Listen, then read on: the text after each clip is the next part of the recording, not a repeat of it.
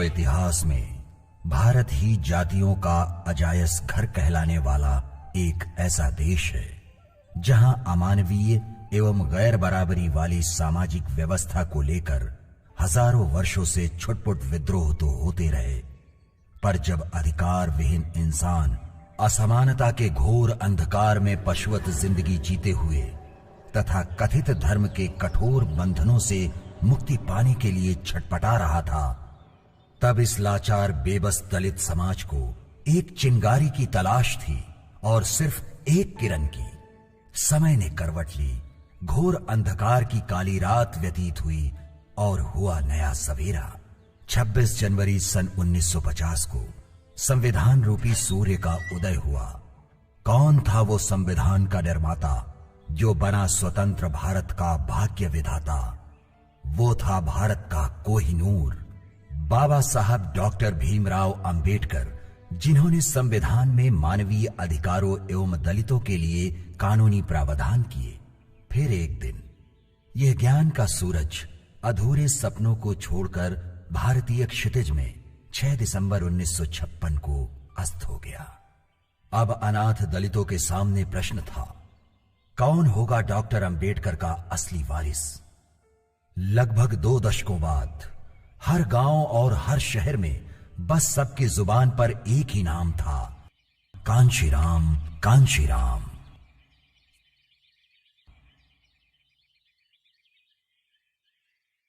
मानवर कांशीराम साहब के बचपन का सवाल है जी।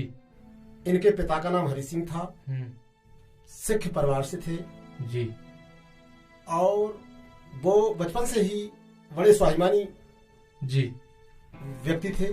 वो किसी सामाजिक बंधनों में नहीं बंधना चाहते थे। कांशीराम साहब जी का जन्म 15 मार्च 1934 में खुआसपुर गांव, जिला रोपड़, पंजाब में हुआ।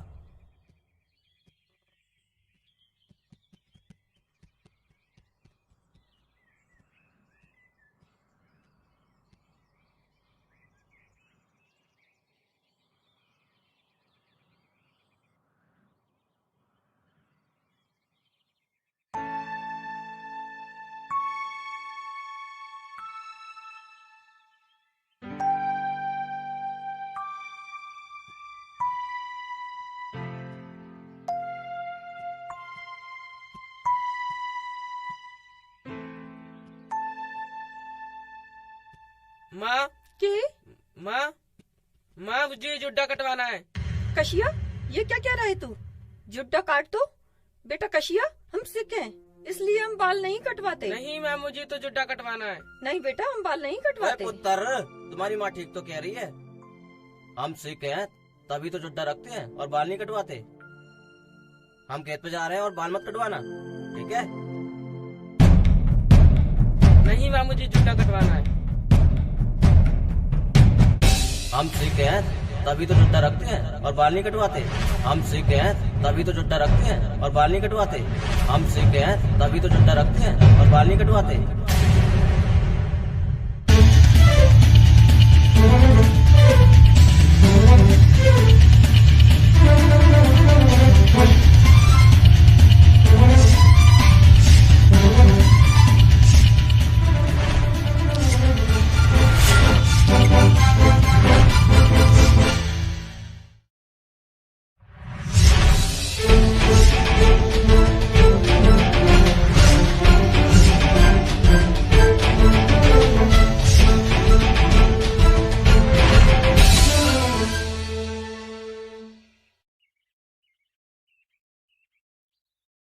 अरे कसिया, तूने ये क्या किया? तूने जुड्डा ही कटवा दिया? माँ, मैं किसी बंधन में बंधना नहीं चाहता। जितना समय मेरे बाल धोने में, जुड्डा करने में लगता है, उस समय को मैं अपनी पढ़ाई और काम करने में लगाऊंगा। अरे ये क्या कह रहा है मुंडा तू?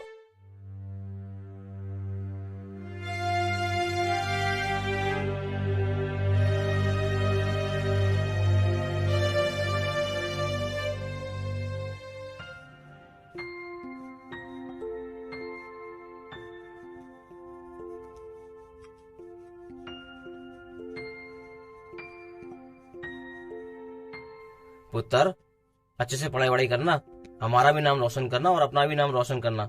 जितनी ज्यादा पढ़ाई करोगे उतने बड़े आदमी बनोगे।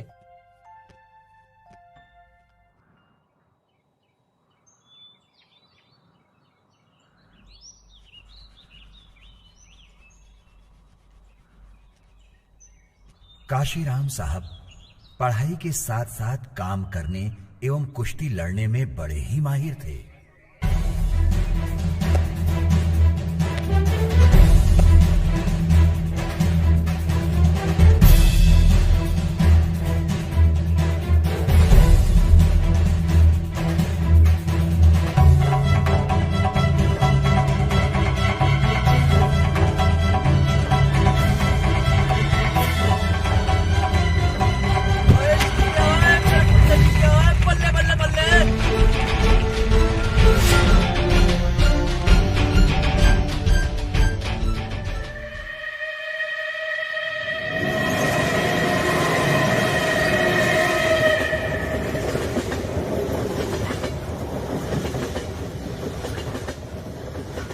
साहब के घर में घड़ी न होने के कारण वो ट्रेन की आवाज सुनकर 5 बजे पढ़ाई करने उठ जाते थे।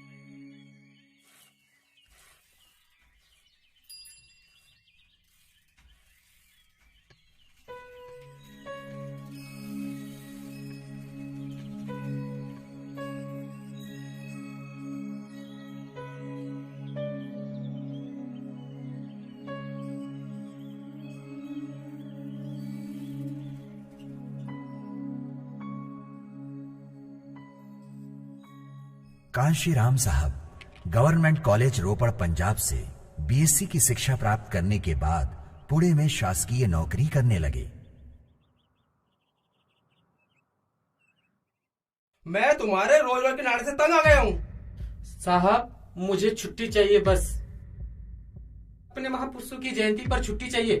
धीरे वाला, क्या चाहिए तुम्हें? नौकरी या अम्बेडकर जयंती की छुट्टी? दोनों साहब, नौकरी भी और बाबा साहब अम्बेडकर की जयंती पर छुट्टी भी। ये मेरा संवैधानिक अधिकार है और मैं इसे लेकर ही रहूंगा। देखो दीना माना, तुम राजस्थान के हो, अम्बेडकर तो महाराष्ट्र के महारों के थे और महार आंदोलन से पीछे हट गए। तुम भी अपनी नौकरी बचा लो, छोड़ दो ये आंदोलन और काम पर वापस लग जाओ। बाबा साहब महाराष्ट्र के महारों की नहीं, समूचे देश के थे और हमारे समाज के हित के लिए उन्होंने आजीवन संघर्ष किया है। मुझे उनकी जयंती पर छुट्टी चाहिए, बस। आजकल ये बहुत नेतागिरी कर रहा है। आने दो बड़े साहब को, इसकी शिकायत करते हैं। हाँ, आज तो शिकायत करनी ही पड़ेगी।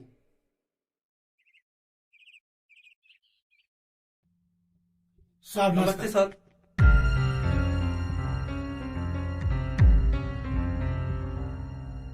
साहब, आपने सही डिसीजन लिया है, वो इसी लायक है। आप दीना भाना को बुलाइए। एक मछली सारे तालाब को गंदा करती है। ये सारे कर्मचारियों को भड़का रहा है कि अम्बेडकर जयंती की छुट्टी चाहिए, इसलिए सारे कर्मचारी भड़क रहे हैं। नमस्ते साहब। दीना भाना, तुमने अनुशासनहीनता की है। मैं तुम्हें नौकरी से बर्खास्त करूंगा।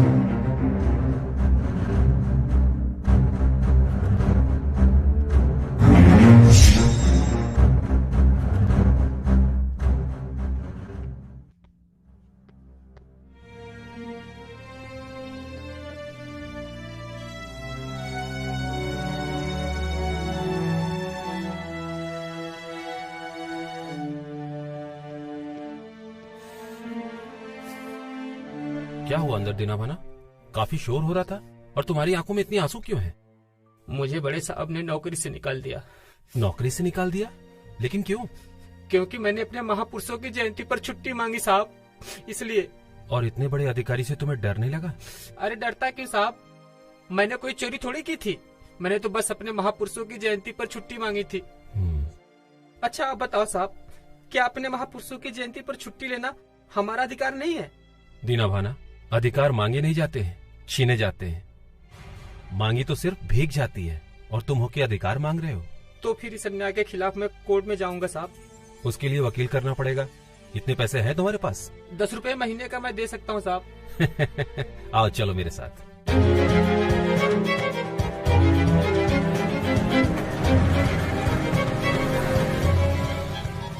मैंने आपका केस स्टडी किया है, केस में दम है। आप ये केस जरूर जीतोगे। साहब फीस कितनी लगेगी? कम से कम 1000 रुपया। इतने पैसे तो है नहीं हमारे पास, चलते हैं। ठहरो दीना भाना। वकील साहब जी, ये 500 रुपया है। आप कोर्ट में केस दायर कीजिए, बाकी पैसे भी आपको मिल जाएंगे। जरूर। धन्यवाद। चलो दीना। साहब मैं तो आपका कुछ नहीं लगता ना, फिर भी आपने मेरी इतनी मदद क्यों की? जानते हो दीना भाना, वो हर लोग मेरे अपने हैं जो अपने अधिकारों के लिए लड़ते हैं। तुम चिंता मत करो, ये लड़ाई सिर्फ तुम्हारी ही नहीं मेरी भी है, और जब तक मैं तुम्हारी बहाली नहीं करा दूंगा चैन से नहीं बैठूंगा। चलो। सर, मानवर साहब का जो पहला आंदोलन था राजनीति की तरफ, तो कब उन्हें लगा कि मुझे समाज के प्रति, समाज के लिए आंदोलन करने चाहिए, समाज को एकत्रित करके जो देश में उन्होंने मिसाल कायम की। और फर्स्ट जो उनका आंदोलन था, मतलब उन्होंने अपने आंदोलन की शुरुआत कहां से की? मानवर घनश्याम साहब ने दीना भाना के द्वारा विरोध करने पर, प्रशासन का विरोध करने पर सस्पेंड किया गया। उसको लेकर के मानवर कांसीराम साहब मंत्री के पास गए। मंत्री ने बहाली का आश्वासन दिया, न्याय देने का आश्वासन दिया, और इसके बाद दीना भाना को न्याय मिला भी। दीना भाना बहाल हुए, और इधर उनसे प्रेरणा लेकर मानवर कांसीराम साहब एक प्रकार की प्रेरणा, एक 4th क्लास का कर्मचारी, उसने जो संघर्ष किया, मानवर साहब ने सोचा कि 4th क्लास का कर्मचारी डॉक्टर अंबेडकर के विषय में जानता है, तो उनके साथी खापर्डे ने, डी.के. खापर्डे नाम था, एनिहिलेशन ऑफ द कास्ट, मानवर कांसीराम साहब को पुस्तक दी। उससे प्रेरणा लेकर वो बेचैन होने लगे।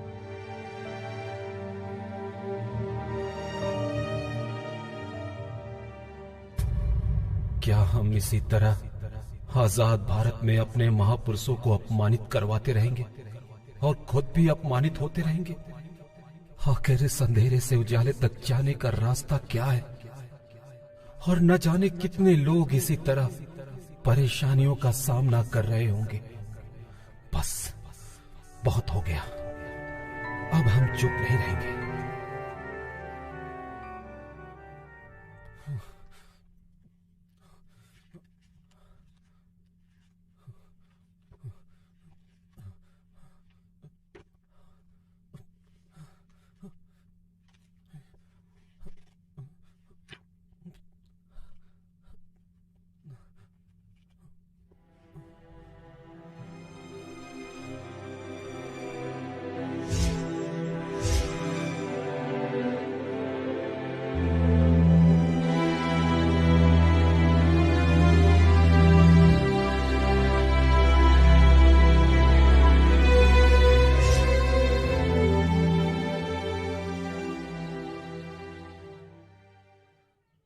भाइयों, मैं आप सबसे पूछना चाहता हूं कि बाबा साहब ने सब कुछ इस दीना भाना के लिए किया था, जो इनकी जयंती पर अवकाश के लिए सिर्फ इन्हीं ने प्रयास किया, जिसके फलस्वरूप इनको बर्खास्त कर दिया गया। अरे आज हम लोग सरकारी नौकरी कर रहे हैं, वो बाबा साहब की ही देन है। यहां तक कि हमारे घरों में जो पानी पिया जा रहा है वो भी बाबा साहब की ही देन है। इस नाते हमारा एक फर्ज बनता है कि जिन बाबा साहब के लिए दीना भाना ने प्रयास किया है, हमें हर हालत में दीना भाना को बहाल करवाना है। और इसके लिए कल हम मंत्री जी के बंगले पर मिल रहे हैं। मैं आप सबसे निवेदन करता हूं कि आप सब ज्यादा से ज्यादा संख्या में अपने पूरे समाज को इकट्ठा करें और वहां पर आए। वो ज्ञापन दीना भाना की बहाली के लिए होगा। धन्यवाद। भाइयों, आज हम जिस मुद्दे के लिए यहाँ पर जुटे हैं वो कोई छोटा मोटा मुद्दा नहीं है, वो एक बहुत ही गंभीर विषय है। दीना भाना को जिस तरह से बाहर किया गया है ये एक अपराध है, ये बहुत ही गंभीर विषय है। दीना भाना को बाहर किया जाना सिर्फ इसलिए कि उन्होंने हमारे बुद्ध जयंती पर, बाबा साहब की जयंती पर अवकाश मांगा। अगर आज ये अत्याचार जो दीना भाना पर हो रहा है हमने अपनी आंखों से देखा, तो एक दिन अपने ऊपर भी ये अत्याचार हमें देखना पड़ेगा। इसी तरह आप कुचले जाओगे, कोई आपके लिए खड़ा नहीं होगा, आपको स्वयं अपने लिए खड़ा होना पड़ेगा। अगर आपको एक नेतृत्व चाहिए तो मैं खड़ा हूं आपके साथ। हम मंत्री जी के पास जाएंगे और अपना ज्ञापन देंगे और उनसे बोलेंगे कि हमें अपने सभी महापुरुषों की जयंती पर अवकाश चाहिए और साथ ही साथ दीना भाना की बहाली। छुट्टी दो भाई, छुट्टी दो। महापुरुषों की जयंती पे छुट्टी दो।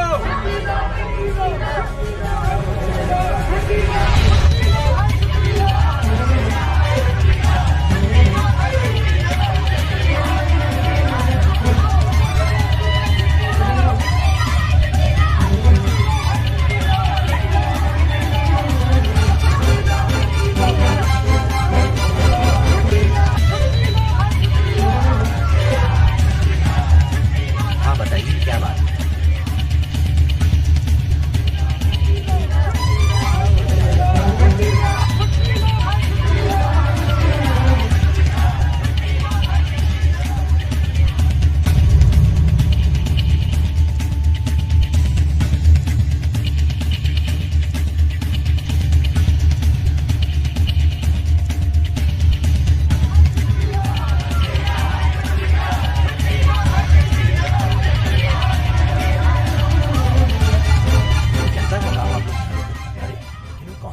देखो भाई, ये लोग कौन है? नमस्कार मंत्री जी।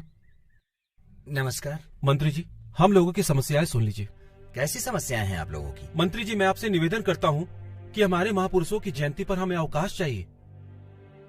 हमारे दीना भाना ने इस अवकाश को मांगा तो उन्हें नौकरी से बर्खास्त कर दिया गया। मंत्री जी, अन्याय है। हमें अवकाश चाहिए और इसके साथ साथ दीना भाना की बहाली चाहिए।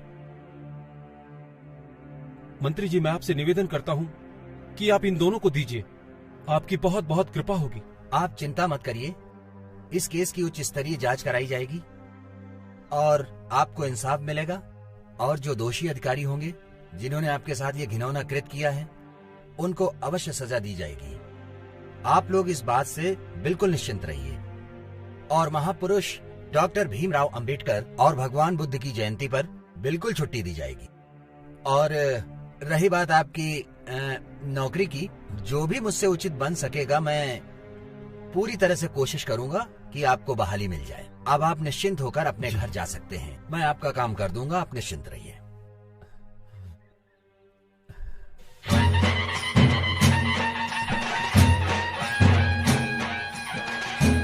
बहुत बहुत धन्यवाद मंत्री जी, बहुत बहुत धन्यवाद।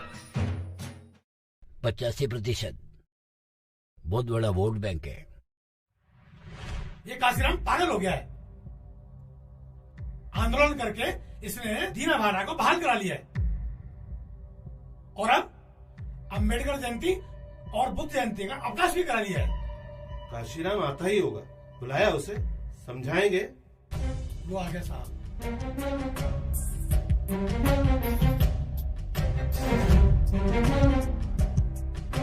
ये आपने मुझे बुलाया? काशीराम, तुम्हें अपने काम से काम रखना चाहिए। दीना भाना चतुर्थ श्रेणी कर्मचारी है। एक अधिकारी और कर्मचारी का क्या मेल? मेरा और उसका सबसे बड़ा मेल ये है कि वो चूड़ा भंगी है और मैं चमार, और हम दोनों की तो राजिया भी एक है। और जिसने मेरे भाई की तरफ बुरी निगाह डाली मैं उसकी आंखें निकाल लूंगा। चलता हूं। ठीक है साहब।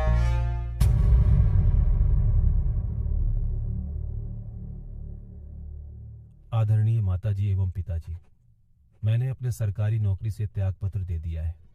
और शादी ना करने का फैसला किया है। और मेरे कुछ अहम प्रतिज्ञाएं हैं जो मैं आपको बताना चाहता हूं।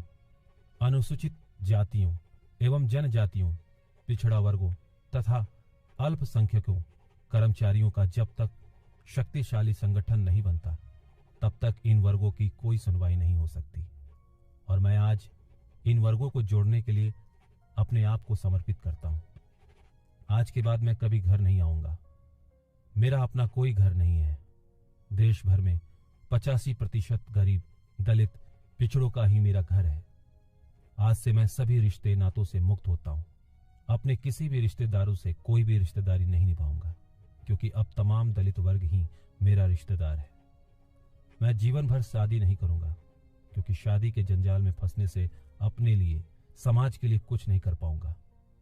मैं आज के बाद कोई भी सामाजिक समारोह, जन्मोत्सव, विवाहोत्सव तथा मृत्यु वगैरह में शामिल नहीं होऊंगा।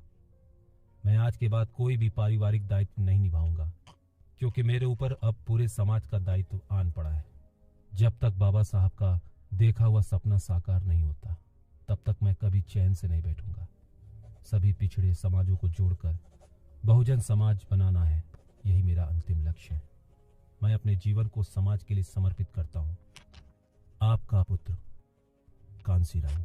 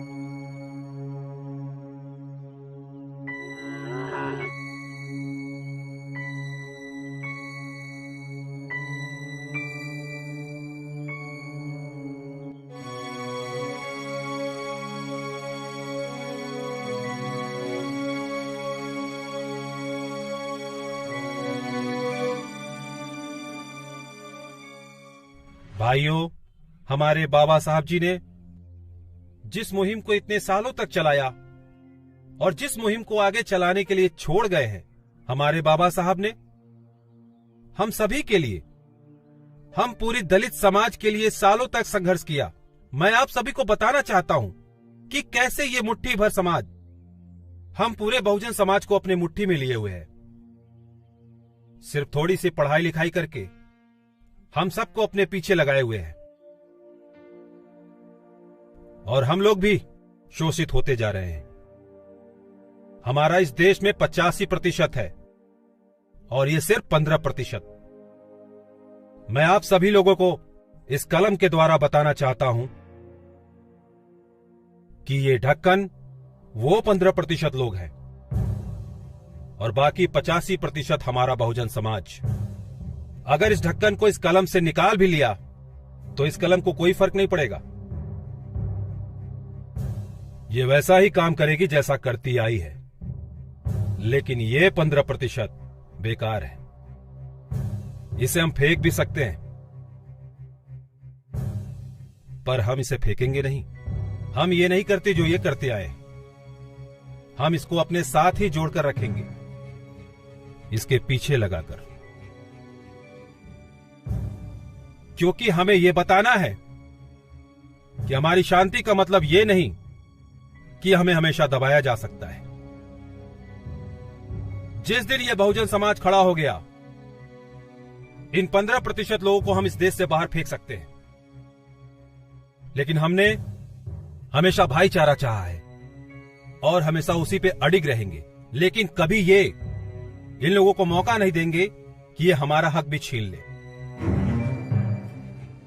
हमें अपना हक अब खुद उनसे छीनना पड़ेगा। भाइयों, आप इस कांसीराम का सहयोग करो। मैं आपसे वादा करता हूं कि वही हक वापस दिलाऊंगा जिसके लिए हमारे बाबा साहब जीवन भर संघर्ष करते रहे। कांसीराम साहब, तुम संघर्ष करो, हम तुम्हारे साथ हैं। कांसीराम साहब, तुम संघर्ष करो, हम तुम्हारे साथ हैं। कांसीराम साहब, तुम संघर्ष करो, हम तुम्हारे साथ हैं।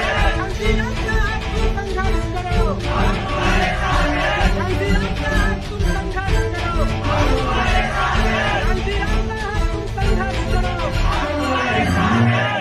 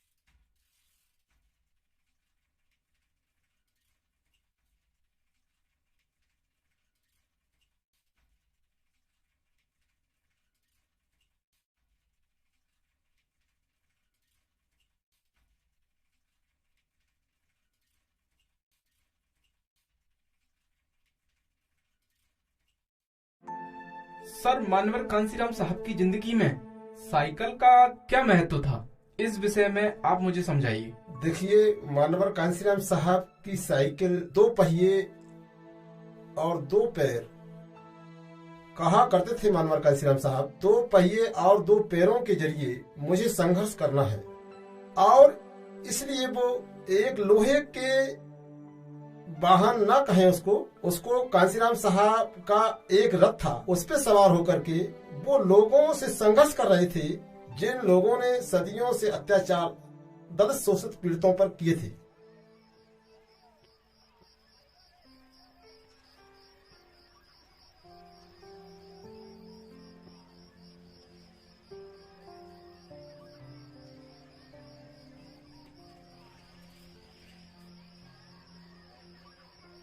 और भाई, क्या हाल है? हाँ जी साहब, ठीक है। भाई, हम दोनों के लिए 2 स्पेशल चाय भेजना। आप उधर बैठिए साहब, भेजता हूँ। आओ मनोहर, बैठो।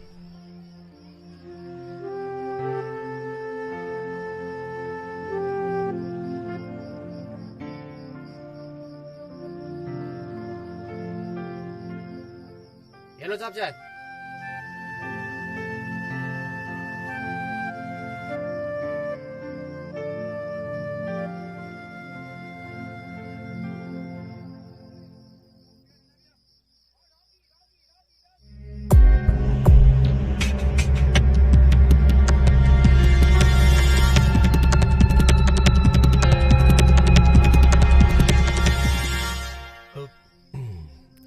मजा आ गया। सही में बढ़िया चाय थी। लाओ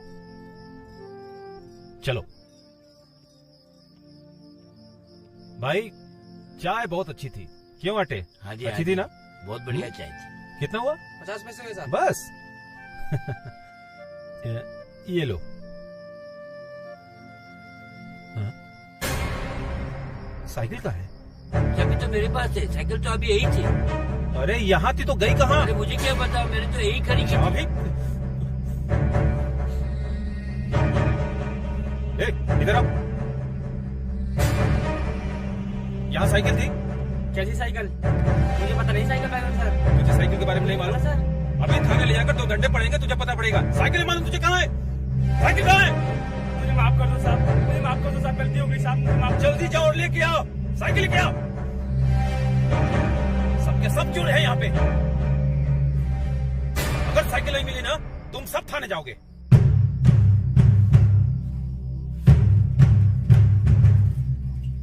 साहब माफ कर दो साहब, साहब पुलिस में मैं ले आया साहब। तुझे शर्म नहीं आई साइकिल चुराते हुए? माफ कर दो साहब, साहब माफ कर दो, दोबारा गलती नहीं होगी साहब, साहब माफ कर दो साहब। चल भाग यहाँ से। मनोहर साइकिल।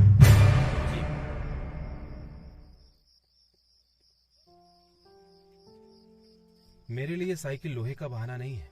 मेरे लिए मेरी मूवमेंट को बढ़ाने का सबसे महत्वपूर्ण साधन है। इसी साइकिल पर सवार होकर मैं बहुजन समाज की मूवमेंट को बनाने के लिए घूमता हूँ। अगर ये साइकिल मेरे पास नहीं होगी तो मूवमेंट आगे बढ़ाने में परेशानी होगी, इसीलिए मैं परेशान हो गया था। खैर छोड़ इन बातों को। मनोहर, कल सुबह में जल्दी मिलना है, समझ गए? मीटिंग में जाना है, ठीक है? सर मेरी माँ बहुत बीमार है, कल सुबह में आ नहीं पाऊंगा। बीमार है? हाँ साहब, उनको दमे की बीमारी है। तो तुमने मुझे बताया नहीं? आपको बता नहीं पाया। मनोहर, तुमने मुझे बताया नहीं। कोई बात नहीं, तुम जाओ, जल्द से जल्द घर पहुंचो और अपनी माँ का ख्याल रखो। जी साहब। टेंशन मत लो, जाओ। पर साहब, मनोहर बोला ना एक बार, जाओ। चलो।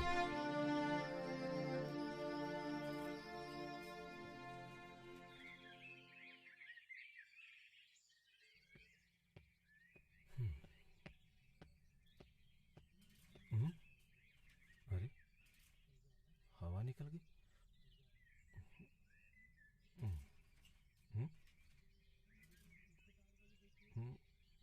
इसकी भी हवा निकली।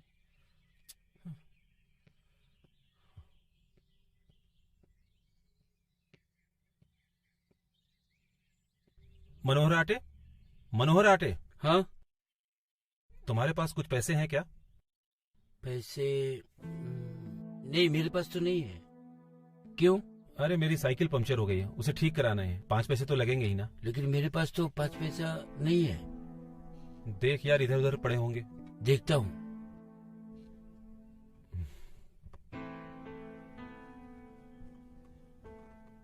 नहीं यार, मेरे पास तो बिल्कुल ही नहीं है। एक काम करो, मेरी साइकिल ले जाओ। तुम्हारे साइकिल में भी हवा नहीं है। ट्रेन का टाइम भी हो गया है, मैं पैदल ही चला जाता हूँ।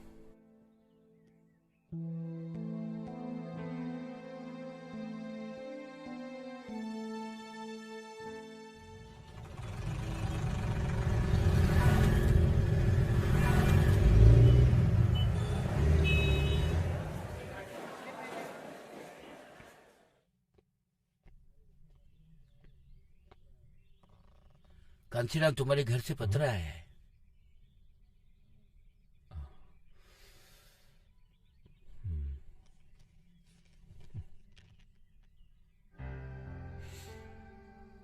प्रिय पुत्र कांशीराम, बेटा तुम्हारी शादी के लिए बहुत सारे रिश्ते आ रहे हैं और हम शादी के बोझ से हटना चाहते हैं।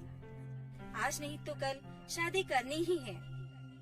पास के गांव से एमएलए गुणवंत सिंह जी के घर से उनकी बेटी का रिश्ता आया है और तुम्हारे पिताजी भी यही चाहते हैं कि तुम्हारी शादी हो और घर में बहू आए, और हम भी यही चाहते हैं कि तुम घर जल्दी आ जाओ। तुम्हारी माता बिशन कौर। कांसीराम, क्या हुआ? कुछ नहीं, घर वाले चाहते हैं कि अब मैं शादी कर लूं।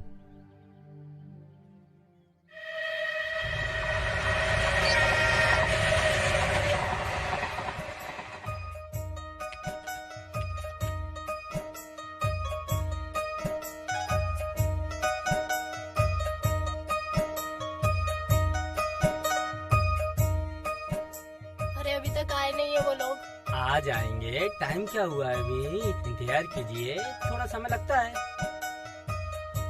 लो आ गए। सत श्री अकाल जी, सत श्री अकाल। नमस्कार। नमस्कार जी, आइए बैठिए। आप उत्तर आगे आ जा। बैठिए, आप भी बैठिए।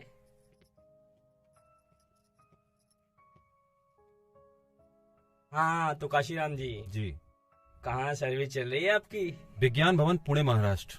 अच्छे, तारीफ है। नेताजी बड़ी मेहनत करके इस मुकाम पर पहुंचा है काशीराम, और मेरा भी नाम रोशन किया है। अच्छा, बड़ा मेहनती बच्चा लगता है। बहुत अच्छे, देख क्या बात है। अरे बचपन से मेरे कशिया को पढ़ने की बहुत लगन है। अच्छा, सुनो जी, मेहमानों के लिए चाय नाश्ता लेकर आओ, जल्दी लेकर आओ। जाओ जाओ। हाँ जी, आपको आने में कोई तकलीफ तो नहीं हुई? अरे नहीं नेताजी, आने में कोई तकलीफ नहीं हुई।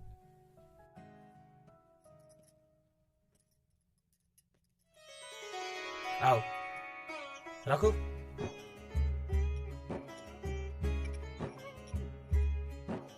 नमस्ते जी। बैठो बैठो बैठो। नमस्ते नमस्ते। बेटी, तुम्हारा नाम क्या है? मंजीत कौर। लड़की तो अच्छी है। अच्छा, आप लोग बातें कीजिए, आइए मैं आपको अपना मकान दिखाता हूँ। आइए आइए आइए आइए। हाँ जी, चलिए चलिए।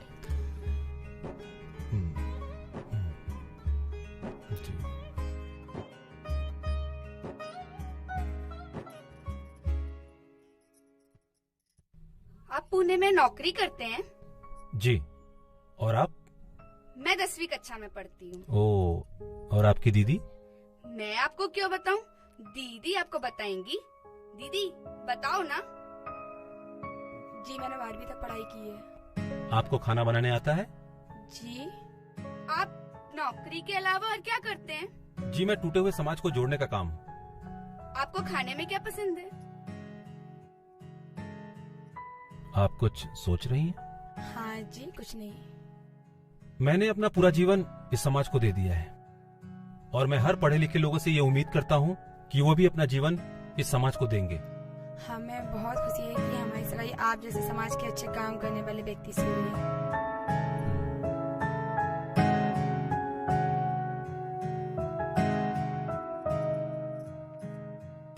आइए आइए, बैठिए। लड़का कैसा लगा? बढ़िया है। लड़की पसंद है?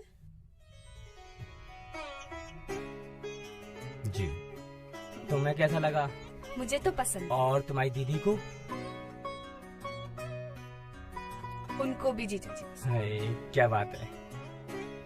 हाँ जी, तो ये रिश्ता पक्का समझा जाए? हाँ हाँ, हमारी तरफ से हाँ। तो फिर अगले महीने इसका मुहूर्त निकलवा लेते हैं। हाँ हाँ जी, बिल्कुल।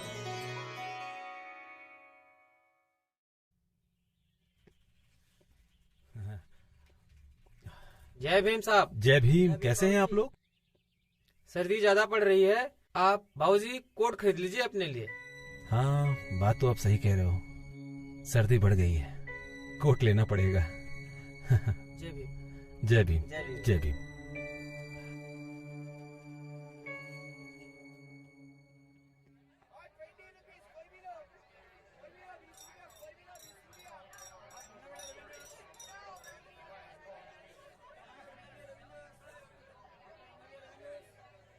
भाई साहब, एक अच्छा सा कोट दिखाएंगे आप? जी साहब, ये देखिए, एकदम फर्स्ट क्लास कोट, एकदम बढ़िया कोट, आप पर बिल्कुल जचेगा। देखिए। गुड, बहुत अच्छा है, कोट तो बहुत अच्छा है। भाई साहब, कितने का होगा? मात्र 45 रुपए का पड़ेगा साहब। 45 रुपया? भाई साहब, इससे थोड़ा सस्ता होगा? जी साहब, इससे सस्ता ही मिलेगा। जी, दिखाइए। ये देखिए, ये आपको इससे सस्ता पड़ेगा, एकदम बढ़िया, और इससे सस्ता। अच्छा कोट है। भाई साहब, ये कितने का होगा? साहब, ये आपको पड़ेगा 30 रुपए का मात्र। 30 रुपया? भाई साहब, थोड़ा और सस्ता दिखाओ ना। मिलेगा साहब।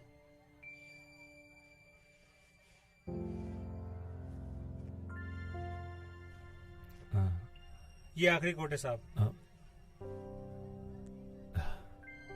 ये भी अच्छा है।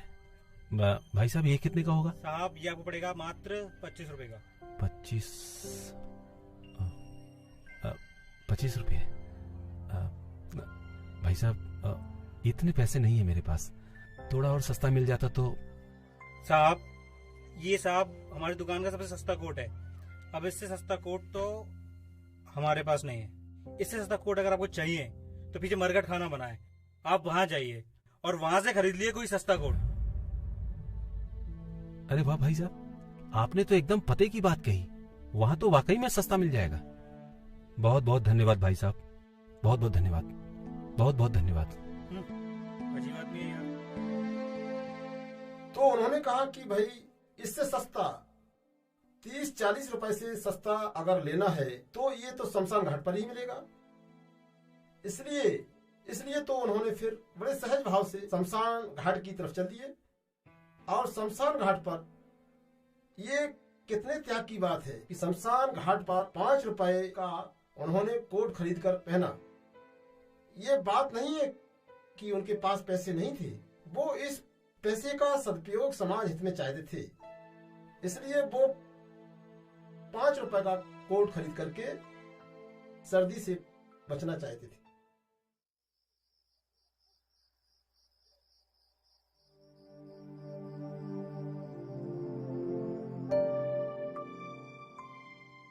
दलित लाचार समाज के लिए कांशीराम साहब का सबसे बड़ा त्याग शादी न करने का फैसला किया।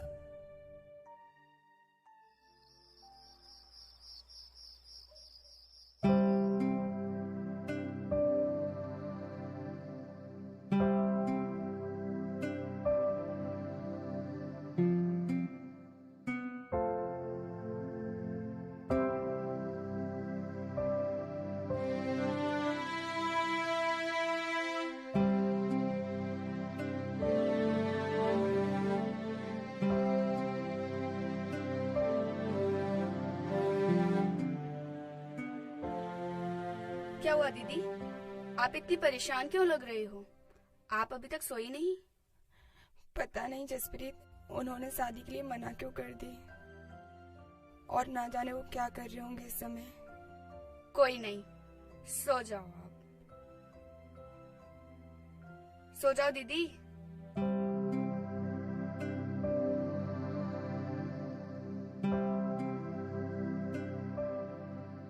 हे रब्बा, उनका ख्याल रखना और वो अपने मिशन में कामयाब हो।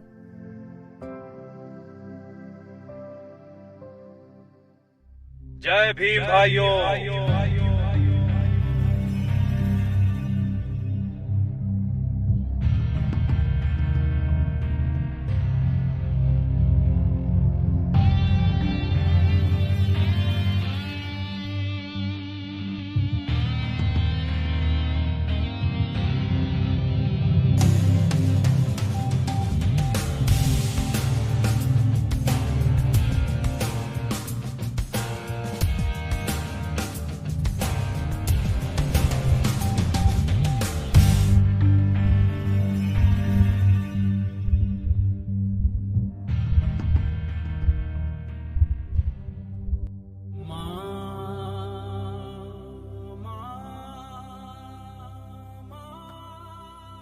अरे माँ।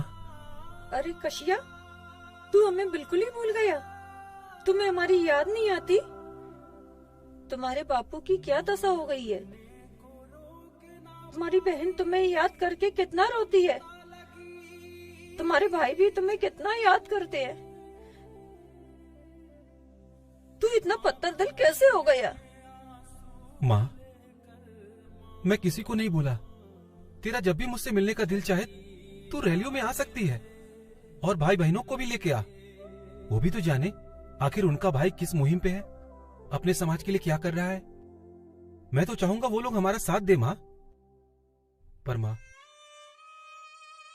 मेरी माँ, मैं बिल्कुल भी पत्थर दिल नहीं हुआ। मुझे आप सबकी याद आती है। अब यही समाज मेरा घर है।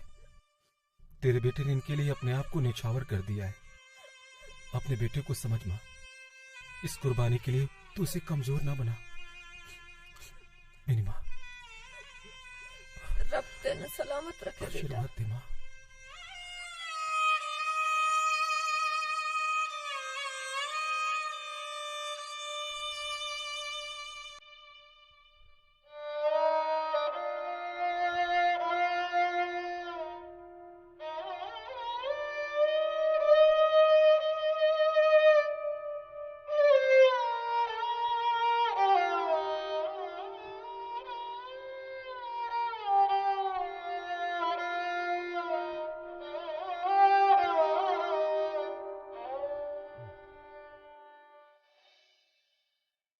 हम आगे भी संघर्ष को जारी रखेंगे और मैं आप सबसे वादा करता हूं कि हम कभी कमजोर नहीं पड़ेंगे।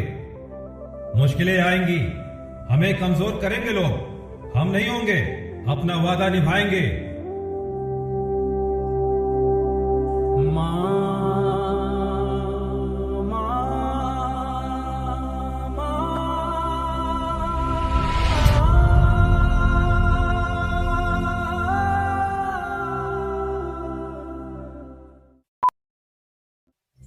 इस शहर को ये हुआ क्या?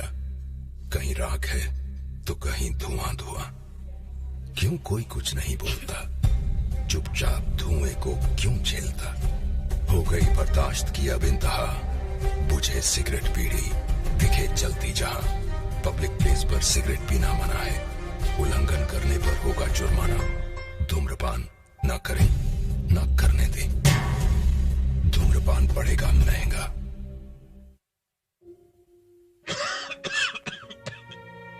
खुशी कौन नहीं चाहता, लेकिन किस कीमत पर? धूम्रपान महंगा पड़ता है। धूम्रपान आपके लिए हानिकारक है और आपके चाहने वालों के लिए भी। धूम्रपान पड़ेगा महंगा।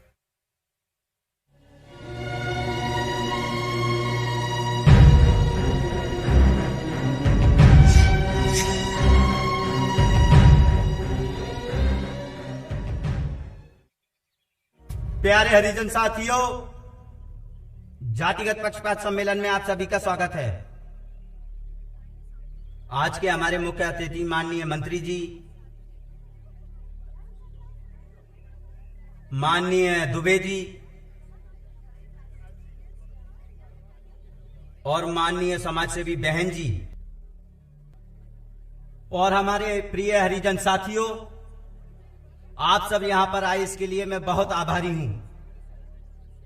अब मैं इस सभा के संबोधन के लिए माननीय मंत्री जी को मंच पर आने के लिए आमंत्रित करता हूं। आइए मंत्री।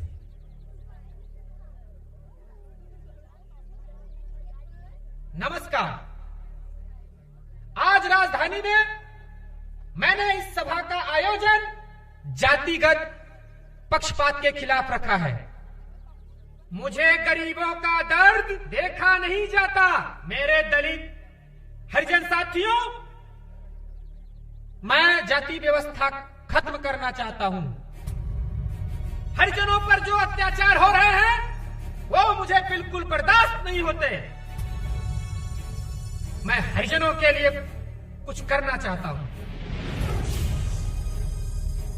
हरिजनों के लिए कुछ करना ही मेरा धर्म है और मैं तब तक चैन की सांस नहीं लूंगा जब तक हरिजनों का हक और अधिकार नहीं दिला दूं। मैं जिंदगी भर आपके साथ हूं। जय हिंद, जय हिंद, जय हिंद।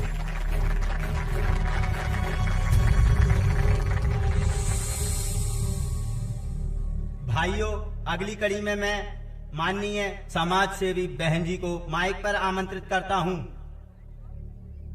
नमस्कार साथियों। मेरे जहन में कुछ सवाल हैं, अंदर ही अंदर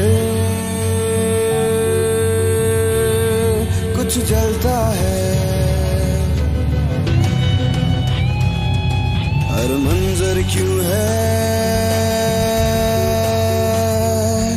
यूं बिखरा हुआ, मेरा देश क्यों ना अब बदलता है।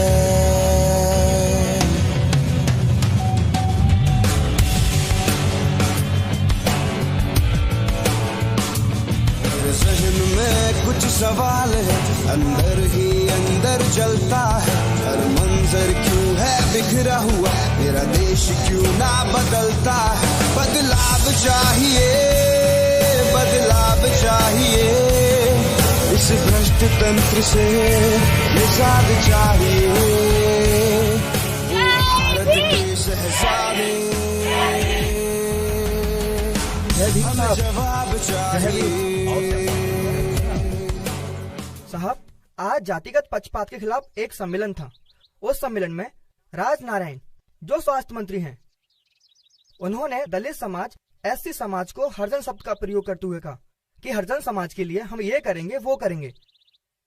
इतने में एक लड़की जो टीचर है, उसका नाम हाँ मायावती है साहब, और सब लोगों के सामने कहा कि मंत्री जी अगर हम लोग हरिजन हैं तो तुम लोग शैतान की औलाद हो। ऐसे लीडर सिपाहियों की हमें भी जरूरत है। मैं मायावती से मिलना चाहूंगा।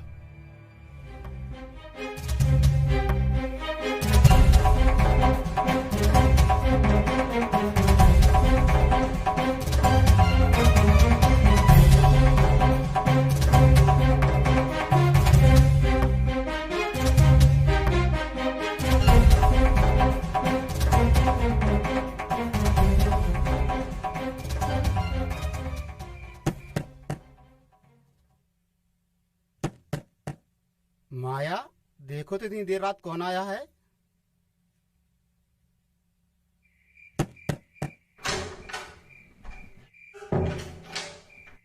साहब आप, नमस्ते। जय भीम। आइए।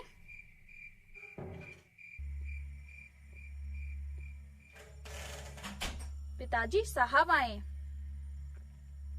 अरे साहब आप, जय भीम। जय भीम। बैठिए। बैठो माया। माया, लगता है तुम्हारी पढ़ाई लिखाई में बहुत रुचि है। आगे क्या बनना चाहती हो? मैं कलेक्टर बनना चाहती हूँ। और कलेक्टर बनकर आगे क्या करना चाहती हो?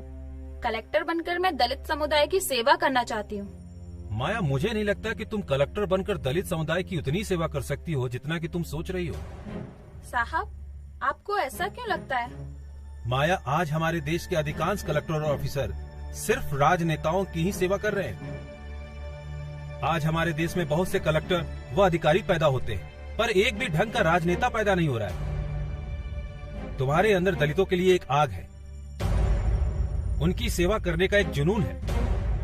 अगर तुम चाहो तो मैं तुम्हें इस देश का इतना बड़ा नेता बना सकता हूँ कि इन कलेक्टरों अफसरों की लाइनें तुम्हारे आदेश का पालन करने के लिए बैठी होगी माया, और इस तरह से तुम दलित समाज की सेवा भी कर सकती हो।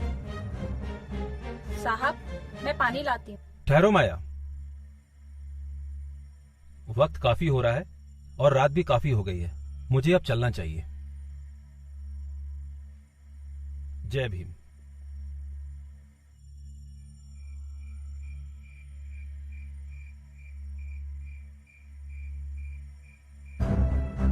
माया, मुझे नहीं लगता कि तुम कलेक्टर बनकर दलित समुदाय की उतनी सेवा कर सकती हो जितना कि तुम सोच रही हो। माया, आज हमारे देश के अधिकांश कलेक्टर और ऑफिसर सिर्फ राजनेताओं की ही सेवा कर रहे हैं। आज हमारे देश में बहुत से कलेक्टर व अधिकारी पैदा होते हैं, पर एक भी ढंग का राजनेता पैदा नहीं हो रहा है। तुम्हारे अंदर दलितों के लिए एक आग है, उनकी सेवा करने का एक जुनून है। अगर तुम चाहो तो मैं तुम्हें इस देश का इतना बड़ा नेता बना सकता हूँ कि इन कलेक्टरों अफसरों की लाइनें तुम्हारे आदेश का पालन करने के लिए बैठी हो गई माया, और इस तरह से तुम दलित समाज की सेवा भी कर सकती हो। और इस तरह से तुम दलित समाज की सेवा भी कर सकती हो। और इस तरह से तुम दलित समाज की सेवा भी कर सकती हो।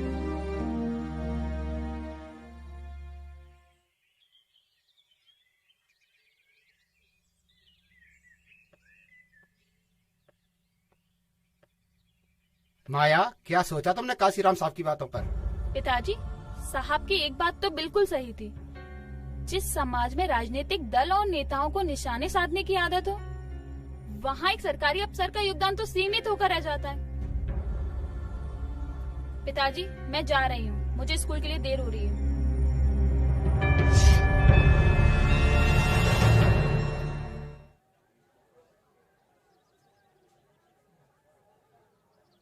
जय भीम। आज देश भर में अनुसूचित जाति जनजाति के लगभग 70 लाख शिक्षित कर्मचारी अगर एक झंडे के नीचे आ जाएं, तो हम एक देशव्यापी गैर राजनीतिक संगठन बना सकते हैं, जिसके माध्यम से हम बाबा साहब का सपना पूरा कर सकते हैं। बाबा साहब के ऋणी इन कर्मचारियों के पास समय, हुनर और पैसा तो है, लेकिन अगर उनको एहसास करा दिया जाए तो एक गैर राजनीतिक होते हुए भी इस समाज के लिए बहुत कुछ कर सकते हैं। जो समाज का इनके ऊपर ऋण है, ये चुका सकते हैं और इनकी आने वाली पीढ़ी एक शासन करने वाली जमात में शामिल हो सकती है।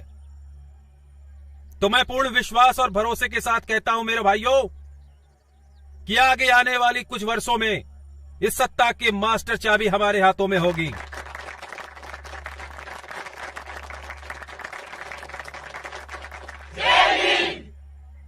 भाइयों, हमारा अंतिम लक्ष्य इस देश में शासन करना नहीं है। हमारा अंतिम लक्ष्य दलितों, पिछड़ों और शोषितों को इस समाज में अधिकार दिलाना है, ताकि वो समानता का अधिकार पा सके। बाबा साहब ने कहा था कि छुआछूत समाप्त करना मेरा जन्मसिद्ध अधिकार है और इन सभी समाज को समानता का अधिकार बिना राजनीतिक सत्ता के नहीं दिलाया जा सकता। और इस देश में वही समाज उन्नति करते हैं जो राजनीतिक सत्ता से संपन्न होते हैं। अपने इस महान उद्देश्य को पाने के लिए आप इस पागलपन की सभी हदों को पार कर जाइए। हां, लोग आपको पागल कहेंगे, पर आपको रुकना नहीं है, आपको थमना नहीं है, बस आगे बढ़ते जाना है। मेरे बहुजन समाज के साथियों, आज के दौर में आप जो कार्य कर रहे हैं वो अपने आप में अद्वितीय है। आज के इस दौर में आपको आपके कार्य के लिए शाबाशी देने वाला कोई नहीं मिलेगा, बल्कि आपको बुरा भला कहेंगे, आपकी निंदा करेंगे।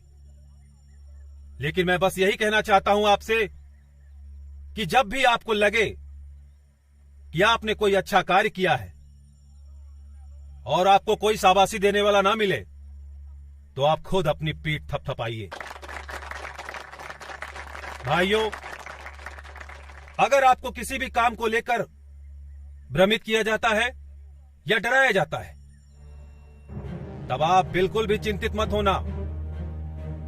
आप अपने पूरे विवेक से उसी कार्य को करिए। आप देखेंगे आपको सफलता मिलेगी और आपका डर भी निकल जाएगा। आज मुझे अपने सभी साथियों का जोश देखकर लग रहा है कि हम बहुत जल्द ही बाबा साहब के सपनों को पूरा करेंगे, जो उन्होंने बहुत साल पहले देखा था। जहां पर कार्यकर्ता मिशनरी होते हैं, दुख उठाने में सक्षम होते हैं, वहां पर कार्य तेजी से होता है।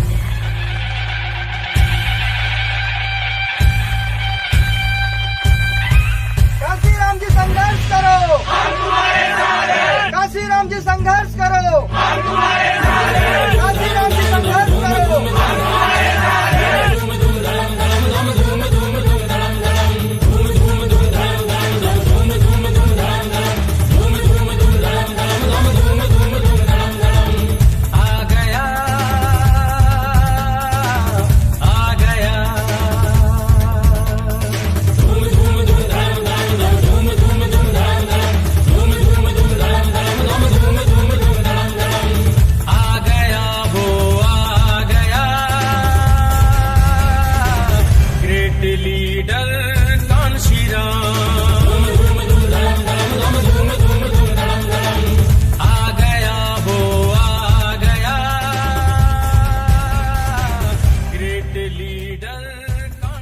सामने रिक्शे वाला। कौन आना चाहता है? आने दिया जाए।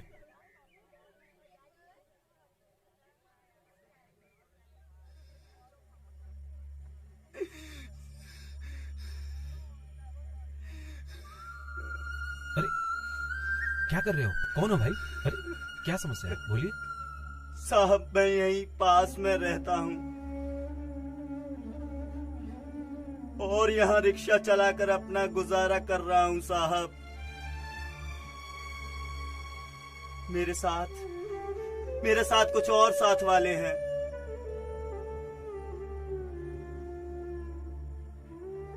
साहब हम सब बहुजन समाज की सरकार चाहते हैं साहब। तभी हमारा भला हो सकता है साहब, तभी हमारा भला हो सकता है। नहीं तो हम ऐसे ही कीड़े मकोड़ों की तरह रेंग रेंग के मर जाएंगे साहब, मर जाएंगे। हमने कड़ी मेहनत से सभी साथी ये धन एकत्रित करके लाए हैं साहब जी। इन्हें स्वीकार करो, इन्हें स्वीकार करो, इन्हें स्वीकार कर लो। हाँ बिल्कुल सही है, ये सही बोल रहे हैं साहब। इसकी बातों पे ध्यान दीजिए साहब। एक ऐसी सरकार बनना जरूरी है।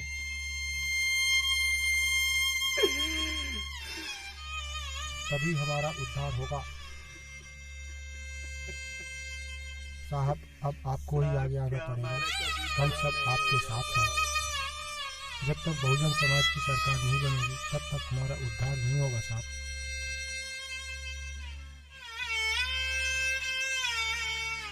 हम सब बहुत परेशान हैं।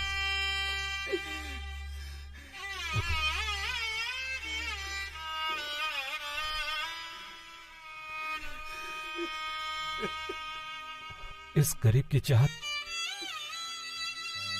इसके अंदर का जुनून, त्याग महसूस किया आपने?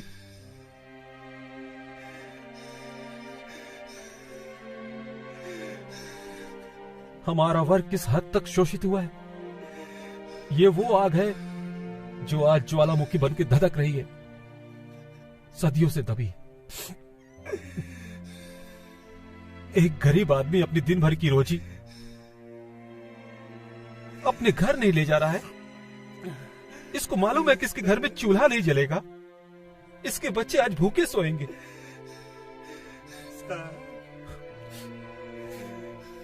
अपने समाज को देख रहा है, अपने समाज के लाखों बच्चों को देख रहा है, देख रहा है कितने और भूखे सोते हैं।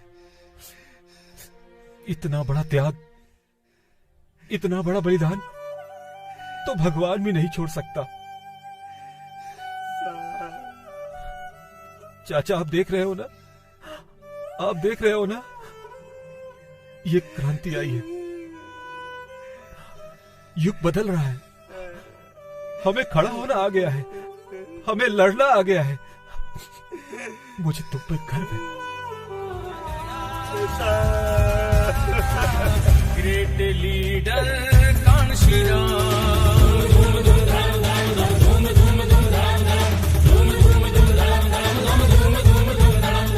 तेज है, तर्रार है, धार है, प्रहार है, शोषितों की शान में जो बड़ा ललकार है। राजनीति में किया कमाल, चलता है शेरों की चाल, जो सदियों से थे कंगाल, किया उसी ने मालामाल। ढोंगी सरकारों को वो सबक सिखाता है, राजनीति की दुनिया में तूफान लाता है। अरे ऐसा लीडर है जो सोती कौम जगाता है, अरे एक नोट और एक वोट का पाठ पढ़ाता है। जो जख्मों पे मरहम लगाए, अधिकार सबको दिलवाए, जो जख्मों पे मरहम लगाए, अधिकार सबको दिलवाए। सच बोला होकर निकल, वो कहलाया, वो कहलाया।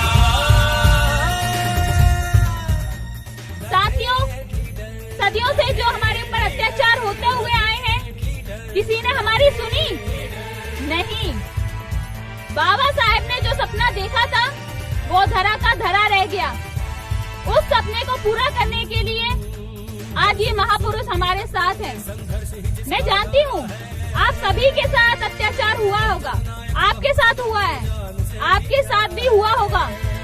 मैं आपसे वादा करती हूँ, अगर आप सब लोग हमारे साथ कदम से कदम मिलाकर चलेंगे तो एक दिन पूरे देश में हमारी सरकार बनेगी। स्वाभिमान का पत्ता वो कभी नहीं झुकता, होने लगती वहाँ समाएं कदम यहाँ पे रुकता। लाख मुसीबत आई पर ईमान नहीं डोला है, बहुजनों के हक की खातिर खुल के जो बोला है। आ गया वो कांसी राम तेरी न्याय कमाई, कांसी राम तेरी न्याय कमाई।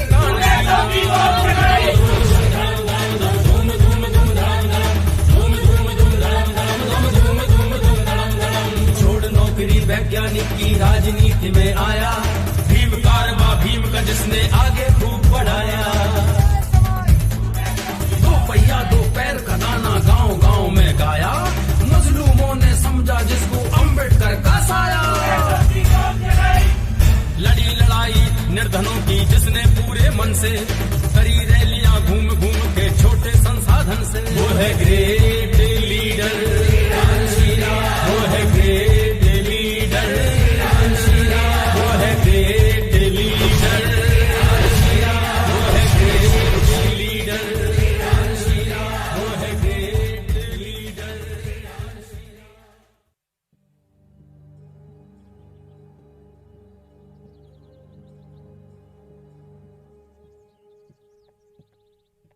माया, तुम अपना भविष्य खराब कर रही हो। छोड़ दो काशीराम जी का साथ और अपनी नौकरी और पढ़ाई पर ध्यान दो। अरे पिताजी, मैं पढ़ाई भी करूंगी और नौकरी भी, और कांसीराम साहब के साथ समाज के हित के लिए काम भी करूंगी। इसमें दिक्कत क्या है? अगर तुमने मेरी बात नहीं मानी, काशीराम जी का साथ नहीं छोड़ा, IAS की तैयारी नहीं की, तो मैं तुम्हें घर से निकाल दूंगा।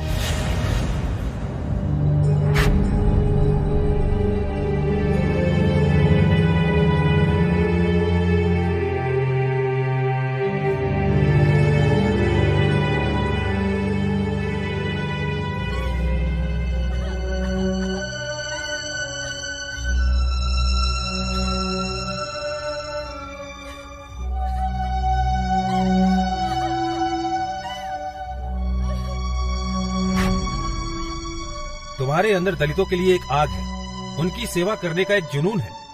अगर तुम चाहो तो मैं तुम्हें इस देश का इतना बड़ा नेता बना सकता हूँ कि इन कलेक्टरों अफसरों की लाइनें तुम्हारे आदेश का पालन करने के लिए बैठी होगी। तुम्हारे अंदर दलितों के लिए एक आग है, उनकी सेवा करने का एक जुनून है। अगर तुम चाहो तो मैं तुम्हें इस देश का इतना बड़ा नेता बना सकता हूँ कि इन कलेक्टरों अफसरों की लाइनें तुम्हारे आदेश का पालन करने के लिए बैठी होगी। तुम्हारे अंदर दलितों के लिए एक आग है, सेवा करने का एक जुनून है। अगर तुम चाहो तो मैं तुम्हें इस देश का इतना बड़ा नेता बना सकता हूँ तुम्हारे आदेश का पालन करने के लिए।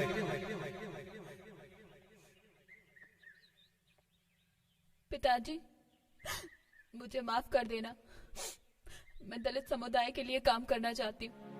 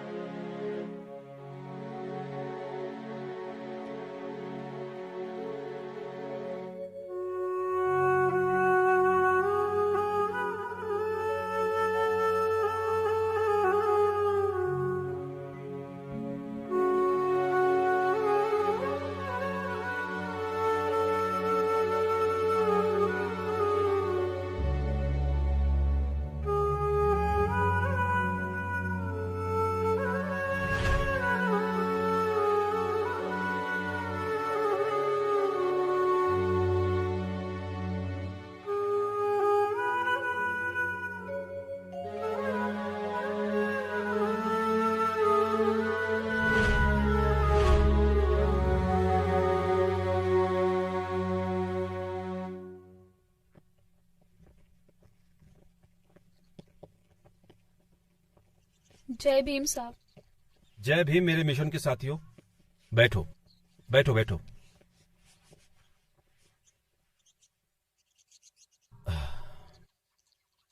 क्या हुआ माया, इतना दुखी क्यों हो?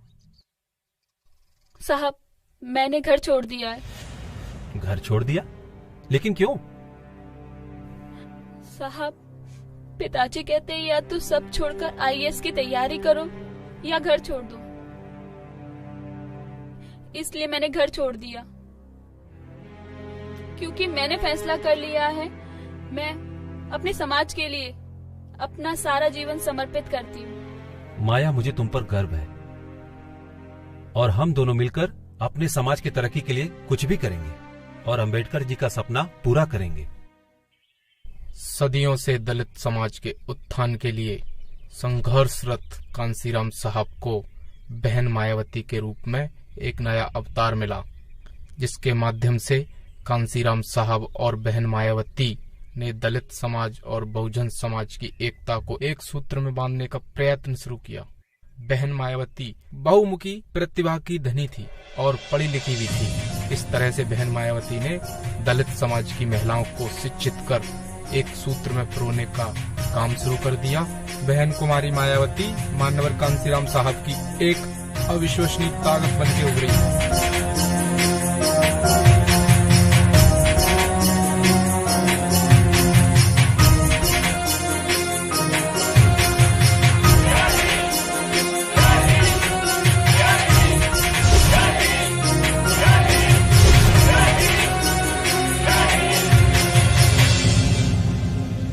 शहर आगरा में आज से बहुत साल पहले 18 मार्च 1956 में बाबा साहब ने कहा था कि मेरे चारों तरफ ऐसे लोगों की भीड़ जमा है जो सिर्फ अपना ही पेट भरने में लगे हुए हैं। मैं ये सोचकर बहुत चिंतित हूं कि जिन लोगों ने हमारे समाज में हमारे बीच जन्म लिया, आज वो हमारे समाज के उत्थान के लिए कुछ भी नहीं कर रहे हैं। वो तो सिर्फ अपनी परेशानियों को दूर करने में लगे हुए हैं कि वो खुद अपनी समस्या नहीं सुलझा पा रहे हैं, तो वो कैसे अपने समाज के दूसरे भाइयों की समस्या सुलझाएंगे। भाइयों, बाबा साहब ने कहा था कि मैं पिछले 30 सालों से अपने समाज के लोगों के लिए राजनीतिक अधिकारों के लिए लड़ रहा हूं और मैंने आज वो राजनीतिक अधिकार प्राप्त भी कर लिए हैं जो आपका, हमारा, हम सबका जन्मसिद्ध अधिकार है। बाबा साहब ने कहा था कि मैंने संसद और विधायिका में आप सब लोगों के लिए आरक्षण का प्रावधान कर दिया है और साथ ही साथ आप लोगों के बच्चों के लिए शैक्षणिक अधिकार भी दिलवाए। अब आप लोग तरक्की की राह में आगे जा सकते हैं। अब आप लोगों का फर्ज बनता है कि इस देश में फैला हुआ और इन सभी समाज को, भाइयों, अभी आपका फर्ज बनता है कि इस देश से आर्थिक, सामाजिक और शैक्षणिक असमानता को दूर करने के लिए आप सबको प्रयास करना चाहिए। भाइयों, ये DS4 दलित शोषित समाज संघर्ष समिति और कुछ नहीं, बस बाबा साहब के पद चिन्हों पे आगे बढ़ने का मार्ग है। भाइयों, मैं बस यही चाहता हूं कि बाबा साहब ने हमारे समाज के उत्थान के लिए जो सपना देखा है, बस मैं उसे पूरा कर सकूं। अगर आप लोगों का सहयोग मिला तो यह सपना बहुत जल्द पूरा होगा। जय भीम भाइयों, जय भीम, जय भीम, जय भीम, जय भीम। नमस्ते कांसीराम जी, किस किस समाज के लोग आपसे नहीं जुड़े हैं? सर, क्षत्रिय, ब्राह्मण और बनिया छोड़ के हर कोई DS4 है। कांसीराम जी, एक आखिरी सवाल और। मंदिर और मस्जिद को लेकर इस समय काफी दंगे हो रहे हैं, इस विषय में आपकी क्या राय है? पत्रकार महोदय जी, मंदिर और मस्जिद हमारा कभी मुद्दा न था, न कभी होगा। हमारा मुद्दा तो सिर्फ रोजी और रोटी है और इस बारे में मैं सिर्फ यही कहना चाहता हूँ कि मंदिर मस्जिद आपका सवाल और रोटी कपड़ा मेरा सवाल। जय भीम।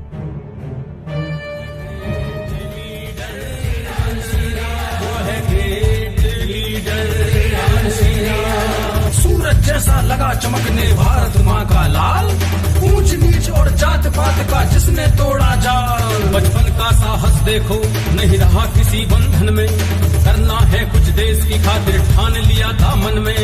तोड़ दिए सब रिश्ते नाते, छोड़ी अपनी मिट्टी, जीवन भर ना घर आऊंगा लिख दी माँ को चिट्ठी। वो है ग्रेट लीडर, वो है ग्रेट लीडर, वो है ग्रेट लीडर, वो है ग्रेट लीडर।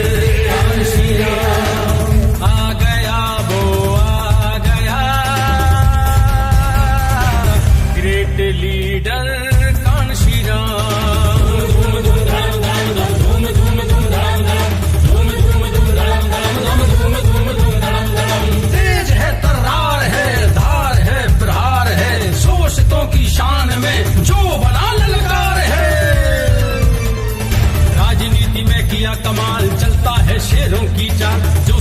से थे कंगाल, किया उसी ने मालामाल।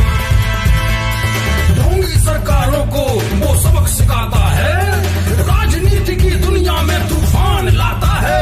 अरे ऐसा लीडर है जो सोती कौम जगाता है, अरे एक नोट और एक वोट का पाठ पढ़ाता है। जो जख्मों पे मरहम लगाए, अधिकार सबको दिलवाए, जो जख्मों पे मरहम लगाए, अधिकार सबको दिलवाए। सच बोला हो कर निकल, वो कहलाया, वो कहलाया the great leader, the great leader, the great leader, the great leader।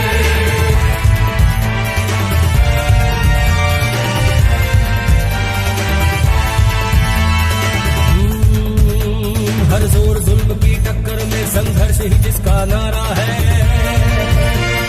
बहुजन नायक बहुजनों को जान से भी प्यारा है। अपनी धुन का मन मौजी और सिंगों सी दहाड़ है, चट्टान की आगे है उसके और सीना की औलाद है। स्वाभिमान का पक्का वो कभी नहीं झुकता, होने लगती वहाँ समाए कदम यहाँ पे रुकता। लाख मुसीबत आई पर ईमान नहीं डोला है, बहुजनों के हक की खातिर खुल के जो बोला है। आ गया वो आ गया ग्रेट लीडर। बाबा साहब ने हम सब लोगों के लिए क्या कुछ नहीं किया। उन्होंने अपनी आखिरी सांस तक हम सब लोगों के लिए कुर्बान कर दी। उसी को पूरा करने के लिए माननीय कांशीराम साहब हमारे साथ खड़े हुए हैं और हम लोगों को साथ देना चाहिए।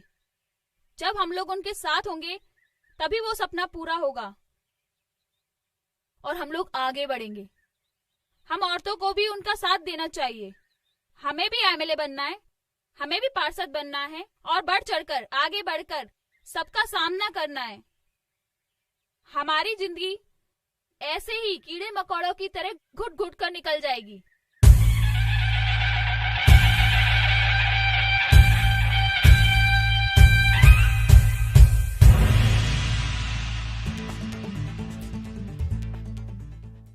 क्या भीमा, सुना है कोई रैली निकल रही है इधर? आ रही है काशीराम की रैली आ रही। कौन है काशीराम? अरे लीडर, दलितों का लीडर।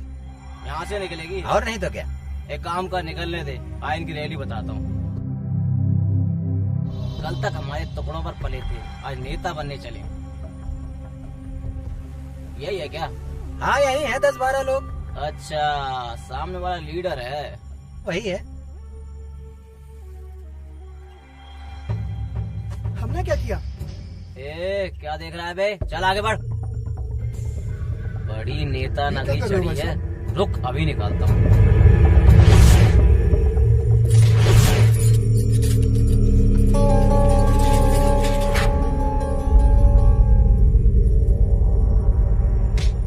कौन है? अरे भाई क्यों मारा उसे?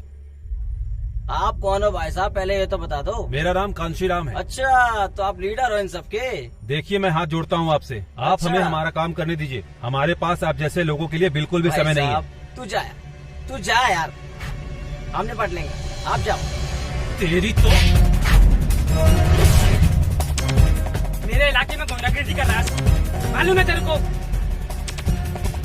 पकड़ नहीं तो सस्पेंड कर दूंगा तेरे को। ये रहे, पकड़ो इनको। मारो पकड़ो। मारो तुम लोग, इसको समझाओ। छोड़ो यहाँ से, छोड़ो यहाँ से, छोड़ो छोड़ो। दंगे करोगे? चलो थाने। 1 मिनट रुकिए इंस्पेक्टर साहब, आप किस गुना पे अरेस्ट कर रहे हैं हमारे साथियों को? ये गुंडागर्दी कर रहे थे। इंस्पेक्टर साहब, गुंडागर्दी ये लोग नहीं कर रहे थे, गुंडागर्दी ये छिछोरे लोग कर रहे थे। साहब मैं नहीं हूँ साहब, ये लोग बादशाह साहब, इन्होंने मुझे मारा है साहब। तुम नेतागिरी कर रहे हो? चलो थाने। मैं नेतागिरी नहीं दिखा रहा हूँ इंस्पेक्टर साहब, मैं आपसे विनती करता हूँ आप सच्चाई को देखिए, उसके बाद कोई कदम उठाइए। तुम सरकार बनाओगे? चलो। हम थाने आके जमानत नहीं कराएंगे, हम यहीं बैठकर धरना देंगे और अपने साथियों को छुड़ा के ले जाएंगे। अरे ऐसे कैसे धरना दोगे? इन सबको इकट्ठा करके कहाँ लेके जा रहे हो? सरकार बनाओगे? पकड़ो इनको, ले चलो सबको थाने।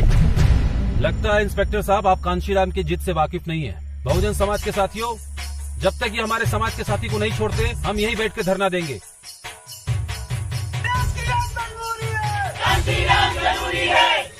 सर छोड़ दो, थाने चलो, इनका संगठन मजबूत दिख रहा है।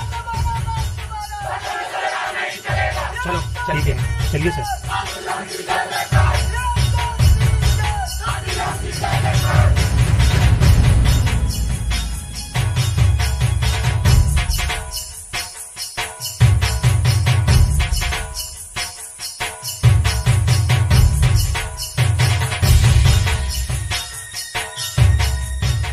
देखा भाइयों आप लोगों ने हमारे एकता की शक्ति। इसी तरह आगे बढ़ते रहेंगे, कहीं नहीं रुकेंगे। कांसीराम तेरी न्याय कमाई, और फिर वो वक्त आ गया था जब पूरा बहुजन समाज एक मंच पर खड़ा था। एक तरफ कांसीराम साहब का संघर्ष था तो दूसरी तरफ बहन कुमारी मायावती जी का पूरा बहुजन समाज देश का नेतृत्व करने के लिए तैयार थी और सदियों से झेल रहे अत्याचार के विरुद्ध बिगुल बज चुका था। और आज का दिन था बहुजन समाज पार्टी की ललकार का।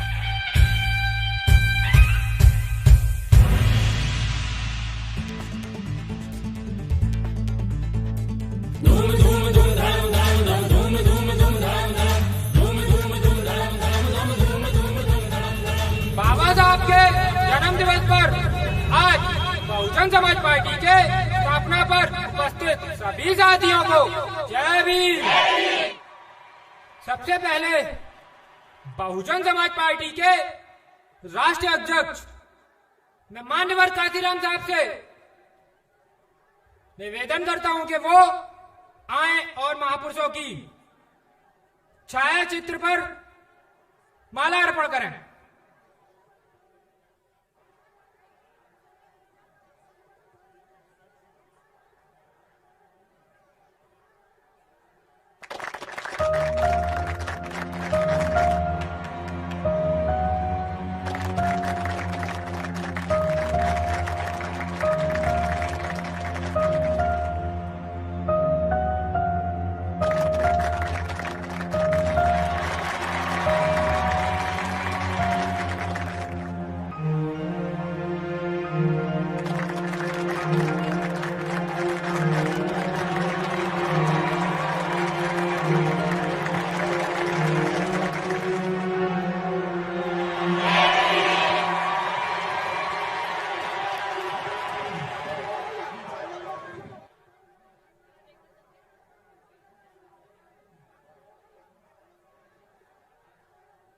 इस शुभ घड़ी पर मैं माननीय कांसीराम साहब से अनुरोध करता हूं कि वो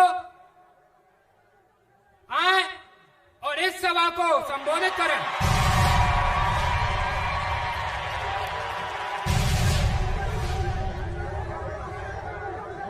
जय भीम भाइयों। भाइयों, मैं सबसे पहले अपने बहुजन समाज में जन्मे इन महापुरुषों के चरणों में नमन करता हूं। भाइयों, आज आजादी के 37 वर्षों बाद भी हम लोग जानवरों की तरह जी रहे हैं, मगर अब इंसान बनने का वक्त आ गया है।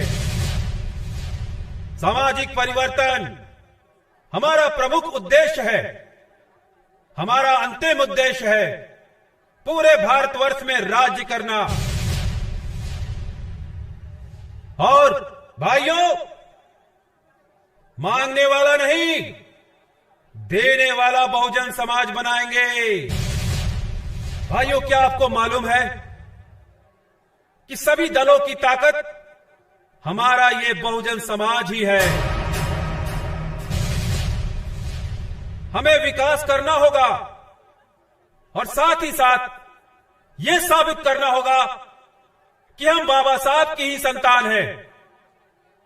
भाइयों, पूरे भारतवर्ष में 6,743 जातियां हैं जिन्हें जोड़कर हमने बहुजन समाज बनाया है। आज हर बड़े समाज के लोग बड़े गर्व के साथ कहते हैं कि मैं ठाकुर हूं, मैं ब्राह्मण हूं, मैं वैश्य हूं। हमारे पास क्या बचा है बोलने के लिए? अब हम गर्व से कहेंगे भाइयों, हम बहुजन समाज के लोग हैं। मेरा तो स्वाभिमानी मिशन है भाइयों, और स्वाभिमानी मिशन कहता है कि 100 साल तक बकरी की तरह मिमिया के जीने से अच्छा है एक दिन शेर की तरह दहाड़ के जिया जाए।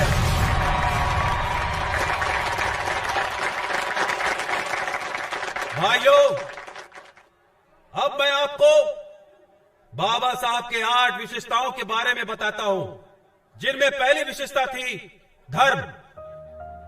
बाबा साहब ने कहा था कि सभी मनुष्य एक ही मिट्टी से बने हैं, उन्हें हक है कि उन्हें समानता का अधिकार मिले। हमें 2 शत्रुओं से लड़ाई करनी है, जिनमें से एक है मनुवाद और दूसरा पूंजीवाद। दूसरी विशेषता है विद्या एवं परिश्रम का महत्व। अधिकारों के लिए संघर्ष करना, वो आत्मसम्मान के लिए जीना ही श्रेष्ठ जीवन है। और तीसरी विशेषता है जातिवाद। जातिवाद को समाप्त करके ही स्वराज को सुरक्षित किया जा सकता है। देश की सभी समस्याओं की जड़ ही है ये जातिवाद। चौथी विशेषता के अंतर्गत बाबा साहब ने कहा था कि मैंने जिस समाज में जन्म लिया है, अगर मैं उसी समाज की समस्या हल नहीं कर पाया तो मैं स्वयं को गोली मार लूंगा। सामाजिक प्रगति राजनीति प्रगति पर ही निर्भर करती है। जब तक हमारे आंदोलन में महिलाएं हिस्सा नहीं लेती, तब तक हम मानव अधिकार प्राप्त करने में सफल नहीं हो सकते।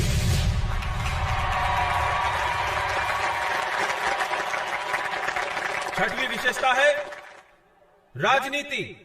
राजनीति प्राप्त करने की चाहे गति धीमी हो, लेकिन दिशा सही होनी चाहिए। मैं अपने और राष्ट्र के बीच राष्ट्र को ही महत्व दूंगा। 7वीं विशेषता में बाबा साहब ने दलितों के लिए ही संदेश दिया है। आपका एक नेता, एक पार्टी और एक झंडा होना चाहिए।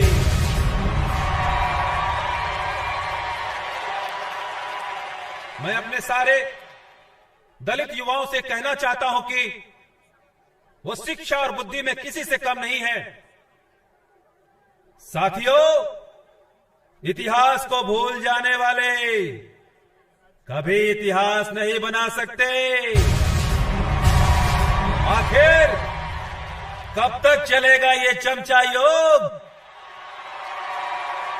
अब आने वाले समय में हमें इस चमचा युग को समाप्त करना है। भाइयों, जरा उन्हें भी तो एहसास करा दिया जाए कि बलि बकरे की दी जाती है, शेर की नहीं। तो भाइयों, अब दहाड़ने का समय आ गया है। दहाड़ो, जितनी जोर से दहाड़ सकते हो दहाड़ो। जय भीम। ग्रेट लीडर आ गया, वो आ गया। Great leader